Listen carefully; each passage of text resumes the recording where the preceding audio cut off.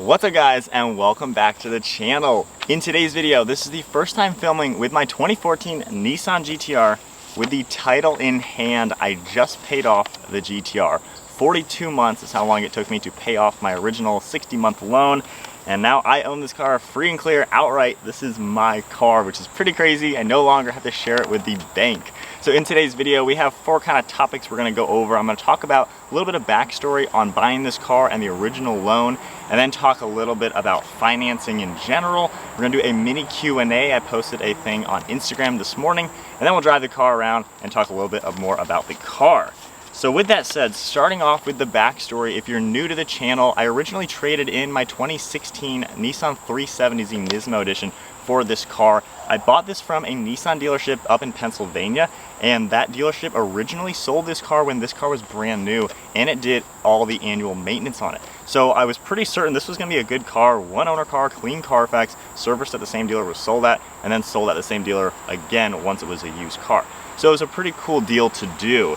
So with that, I financed the car. Now I have a piece of paper from my technically original loan. So the Nissan dealer, they kind of ran me around a little bit to get me an approval, and they were at a 13% interest rate. I don't know if you can see that, but look at those ridiculous numbers. 13% interest, $20,000 worth of interest, $90,000 total price.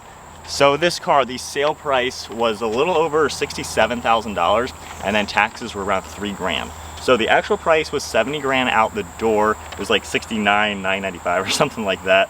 And the Nissan dealer, this is what their offer was. I was this close to signing all those papers. At the time I worked for a dealership, and I brought these papers in to my finance manager, and I said, hey, these numbers look kind of crazy, 20 grand in interest. I don't know if that's wise to do.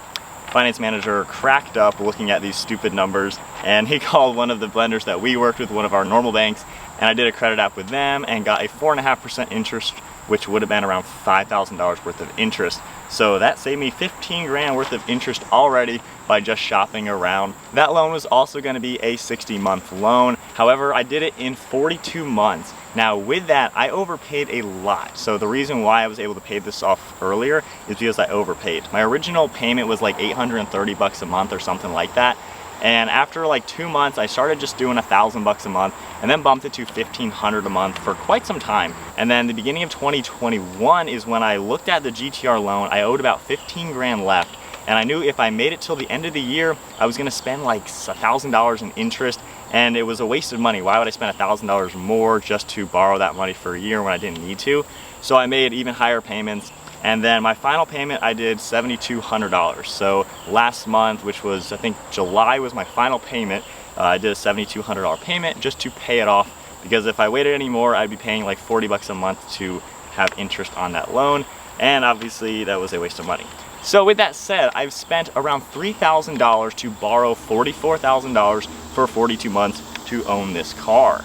And when you look into financing a car, when I first bought this car, I said that I financed a good portion of it. A lot of people like hated on it. They said, that's stupid. Why would you borrow the bank's money? You're gonna waste all this money on interest.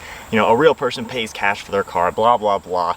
I remember hearing that, and 3.5 years later with this car paid off now, I don't regret that decision even the slightest. I have had more fun behind the wheel of this car than $3,000 could ever buy me. I have had an absolute blast. And on the flip side, when you look at the used car market for the GTRs, luckily they've actually appreciated a ton. And while I have now spent $73,000 to own this car, it's worth $85,000 because the market is so crazy. So obviously those people's comments didn't age too well, since our market right now is ridiculous and I can make some bank if I sell this car right now. I've been watching the market on these cars ever since I bought it, and it looked like with the normal market, this car was trending to be around $63,000 to $65,000 earlier this year, last year, with the mileage that it currently had. So my original sale price of $67,000, it only dropped maybe $3,000 to $5,000 in 3 years of ownership. So the R35s held their value anyways in the normal market. Of course, right now they're kind of crazy high. But even with that, spending 3 grand to borrow that money, that means right now I would have been paying cash for the car. the 3.5 years I've been with this car, like for $3 grand, I mean, come on, that's not too bad. And honestly, what I've noticed is people spend so much more money on other things in life anyways, and it all comes down to whatever you want. Me personally, I don't really care about material items. I don't care what clothes I wear. I don't care about my phone. I don't care about those little things that so many other people really like. The only material item I like is my car. So for me to waste that extra $3,000 to get this car when I did, it was very well worth it. I mean, the people who spend, you know, $7 every morning on their Starbucks, you calculate that for 42 months and you're way more money than I've spent on interest. So within that topic of kind of using your money to buy what you want, I still get comments of people asking, you know, how can I afford this car? And of course, if you do watch the channel, I also own a Toyota Supra alongside it, which was $58,000 out the door. So obviously I spent some good money on 2 cars, and now I'm only left with the 1 payment, which is pretty cool. That car is drastically cheaper, and I mean, I really don't notice it now, which is really cool, of course, to not have a payment, especially since all of 2021, I've been paying well over $2 grand a month on this car. So every month I've kind of been just breaking even, putting extra money towards this car. And then of course that $7,000 one took a nice little hit. So it's nice to not have that anymore. But as far as being able to afford this car and continue affording it, and never had an issue affording this car, still not making crazy money. I'm not some rich guy or anything like that.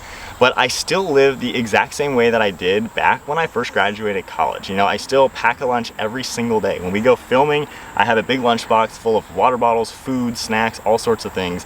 My phone is an iPhone 7. I bought this 3 or 4 years ago when the 10s came out.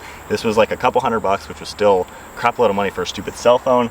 And I know people with, you know, cheap cars, and yet they have $1,500 iPhones that they'll buy a new one every single year. I mean, it's those decisions that kind of gets you into crappy spots financially, I think. Along with that, I only drink water. I don't waste my money on coffee every morning like so many people. The food is a big deal, of course. I don't have cable or anything like that, streaming services. I just have basic internet so I can upload videos and watch YouTube videos. And I think it just all goes into spend your hard-earned money on the things that you really want. You know, I love cars. I just have so much fun behind the wheel of a fun car.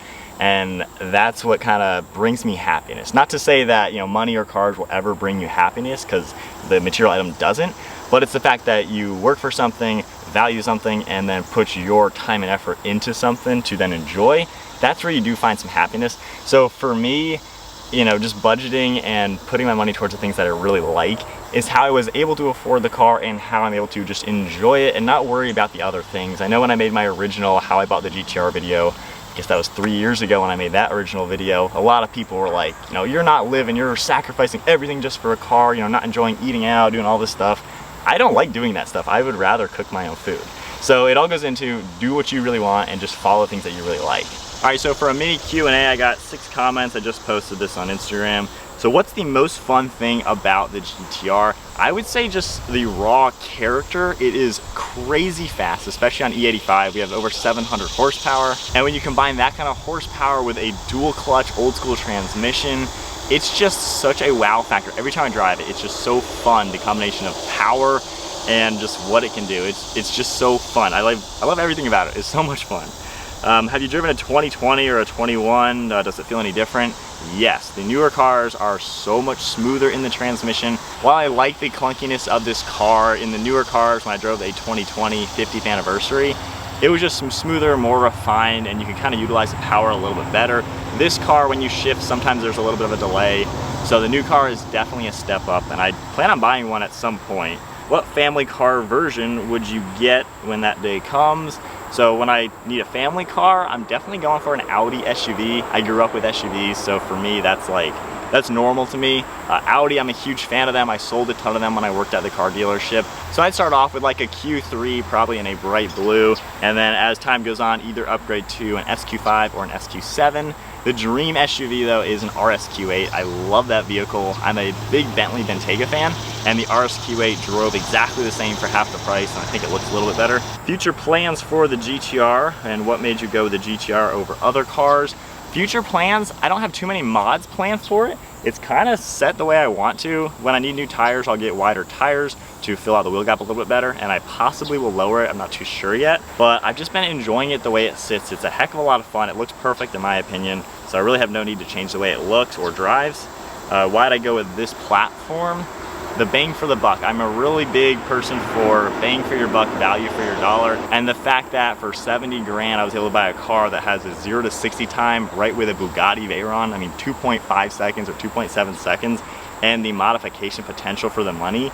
You can't get this type of performance for the money. And it was my daily driver for a year and a half before I bought the Supra, so it could do the daily driving. It's got a big trunk, it's got back seats, so it was just a good all-around everything, and it had that wow factor along with it. What do you not like about the GTR? I might contradict myself since I already said I love everything about it, but the clunkiness in the transmission can get very annoying, especially if you have a lot of stop and go traffic, red lights, stop signs, things like that. I don't particularly enjoy this car during. It's doable, but the Supra is definitely better for that. Last question, can you sell it to me for $95,000? I would sell it to you today. I love this car too much to get rid of it right now. I have no desire to. Stock, it's worth $85,000. I wouldn't say no to selling it for $85,000 stock if someone wanted it, because I know I could buy another car for 10 grand more and put all my parts on it. So next up, we're going to talk about my advice if you're looking to finance a car. But first, we're getting on the highway, so we might as well have just a little bit of fun getting up to some speed.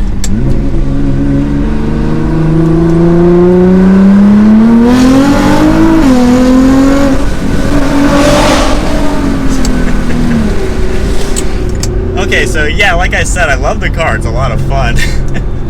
So, my advice for when you're financing a car, first and foremost, know your budget. Know how much money you are willing to spend every single month towards a car. Know how much you're willing to spend as a down payment. When I bought this car, $70,000 car, I had like 12 or 14 grand of equity from my 370Z to go towards this. And along with that, I wrote a check for like 12 or 14 grand. I can't remember what it was, but I was comfortable with spending that money. That got me to a low $800 payment, which again, I was very comfortable with, and it just made sense. Point number 2 is definitely when it comes to financing, know that the finance manager's first offer is not the one you should take, especially if you already have really good credit. I was like a mid 700 or a low 700, I think, when I bought this.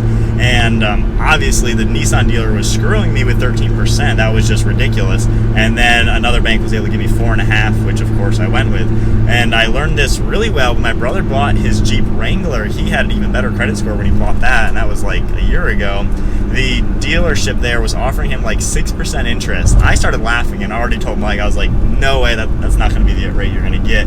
So in front of the finance manager, Mike called his bank, and you could hear the bank say 3%. And instantly, the finance manager at the Jeep dealer started typing away on his keyboard, started smirking, and when Mike got off the phone, the guy was like, I can do 3% for you. So if you have a good credit score, shop around, play the game a little bit. They're always going to try to make money off you. So work that to your advantage and get a better rate. I know the next time I go buy a car, I have some fun things that I'm going to do just to let them know that I know exactly what they're doing. So knowledge is power. Know exactly what you're doing, how much you want to put down, and kind of don't be a sucker to the dealership asking you, what kind of payment do you want? Know those numbers beforehand, know exactly what you want, and the more you know, the better you're going to do and not get screwed.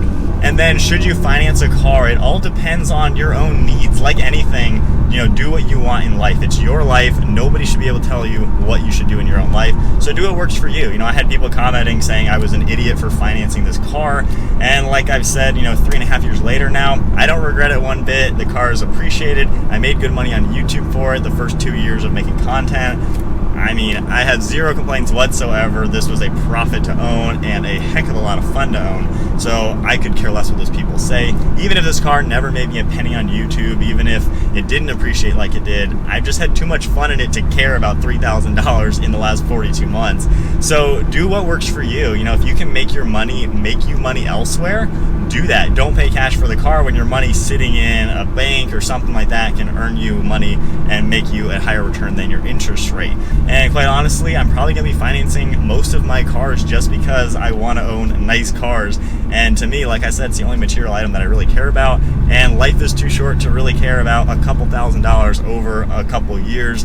You can't take it with you anyway, so kind of just do what works for you. At the same time, don't extend yourself too crazy. Don't go in like I could have and take that 13% interest. Then I would have spent $90,000 owning this car, and I definitely would have lost money in the long run, and you know, why give the bank that much money? So don't overextend yourself, play it safe, start small. My first loan was 10 grand on the Red Z, then it was 22,000 on the Nismo, and then 44,000 on this. And the Supra, same thing, that was only a $40,000 loan. And my next car I buy, I'm probably gonna have a smaller loan because, you know, I don't really need another expensive car just because it doesn't work with what I'm wanting right now. So that's kind of my advice to you. Just take it slow, be smart, and do what works with your budget, and budget money. You know, if you really want a car like this, you can easily cut out very little things in your life, like eating out. You know, stop getting your Starbucks every morning. That $7 a morning you're gonna save equates to, I think it was like 7 grand in 42 months or something like that. $7,000 can go a long way, and a coffee's gonna go in and out of you in an hour and a half, let's be honest. GTR is still with me 3.5 years later, and I've had a lot more fun than any coffee could. So, you know, budget your money the way you want to, and if you're spending all your money on new phones, clothes, eating out, and you can't afford an expensive car, that's the reason. So, you know, put your money where you want it to go. So with all that said, I think that is going to sum up the video. I have paid off my Nissan GTR many months in advance from the original loan, which was cool. Obviously that saved me about $2,000 worth of interest. It's been the best car I have ever owned, and honestly, one of the most fun cars I have ever driven. I've driven, I think, 400 cars at this point. If you look at all the YouTube review videos we've done, I have yet to find a car that drives like this. It's too much fun, too fast, and too awesome. Hope you guys enjoyed today's video. If you did, give it a thumbs up and hit that subscribe button. Stay tuned for plenty more content to come, and I'll see you guys next video.